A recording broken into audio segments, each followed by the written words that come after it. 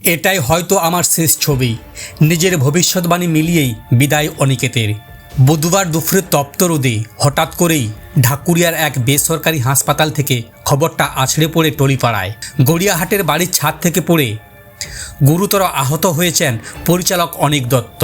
মুহূর্তের মধ্যে প্রার্থনা শুরু করেছিলেন সিনেমা প্রেমীদের মনে, কিন্তু সব প্রার্থনাকে ব্যর্থ করে দিয়ে কিছুক্ষণের মধ্যেই টলিউডে নেমে আসে শোকের ছায়া। জানা যায় ভূতের ভবিষ্যতের সে নির্ভীক স্রষ্টা আর নেই। ইউনাইটেড ব্যাংক অফ ইন্ডিয়ার প্রতিষ্ঠাতা নরেনচন্দ্র দত্তের পৌত্র। বিজ্ঞাপনের ঝকঝকে দুনিয়া থেকে এসে বাংলা সিনেমার ব্যাকরণ বদলে দেওয়ার অনিক দত্ত মাত্র 8টি ছবি ফিল্মোগ্রাফি রেখেই ফ্রেমের বাইরে চলে গেলেন 62 বছর বয়সেই। তবে এই মৃত্যুর চারপাশ ঘিরে যেমন রহস্যের ধোঁয়াশা তৈরি হয়েছে, তেমনই এক অদ্ভুত সমাপতন তাড়া করে বেড়াচ্ছে বাঙালিকে। ফিরে যাওয়া যাক 2025 সালের সেপ্টেম্বর মাসে। অনিক দত্তের শেষ ছবি যত কাণ্ড কলকাতাতেই তখন মুক্তির অপেক্ষা।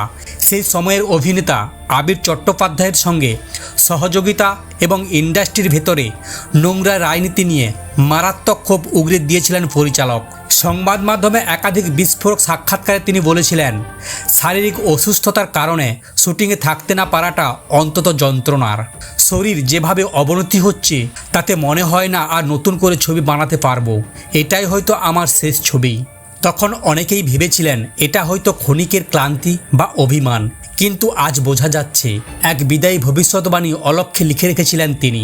শুধু শরীর নয়, এই ছোট্ট ইন্ডাস্ট্রির দলাদলি, এক অপরের ক্ষতি করার নোংরা প্রবণতা নবীন বাবুকে ভিতর থেকে ক্ষতবিক্ষত করে দিয়েছিল।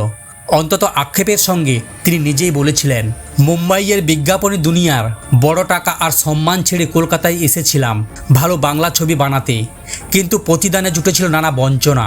টলিউডে একাংশের ঔদ্ধত্যের বিরুদ্ধে লড়াই করতে করতে ক্লান্ত হয়েই কি তিনি নিজেকে গুটিয়ে নেওয়ার সিদ্ধান্ত নিয়েছিলেন? এই প্রশ্নটাই আজ বড় একটি প্রাসঙ্গিক। 2012 সালে ভূতের ভবিষ্যৎ দিয়ে যে জয়যাত্রা শুরু হয়েছিল তা আশ্চর্য প্রদীপ, মেঘনাথবধ রহস্য, সত্যজিৎ রায়কে উৎসর্গ করা অপরাজিত ছবিতে এক অনন্য ছোঁয়া ছুঁয়েছিল। মধ্যবিত্তের রসবোধ, তীক্ষ্ণ রাজনৈতিক ব্যঙ্গাত্মক ভাষা ছিল তার সিগনেচারের স্টাইল। আজ সেই মানুষটাই ছাদ থেকে পড়ে বিদায় নিলেন, যার নেপথ্যের কারণ এখনও পুলিশের খাতায় ধোঁয়াশায় মোড়া। টলিউডের বহু কলাকুশলী আজ শোকস্তব্ধ। বাংলা সিনেমা একজন সংবেদনশীল ও বুদ্ধিদীপ্ত অভিভাবককে হারালো, যিনি রাজপথে দাঁড়িয়েও অন্যায়ের বিরুদ্ধে গর্জে উঠতে পারতেন। ভালো থাকবেন পরিচালক, আপনার তৈরি ভবিষ্যৎ কোনোদিনও উচিত হবে না।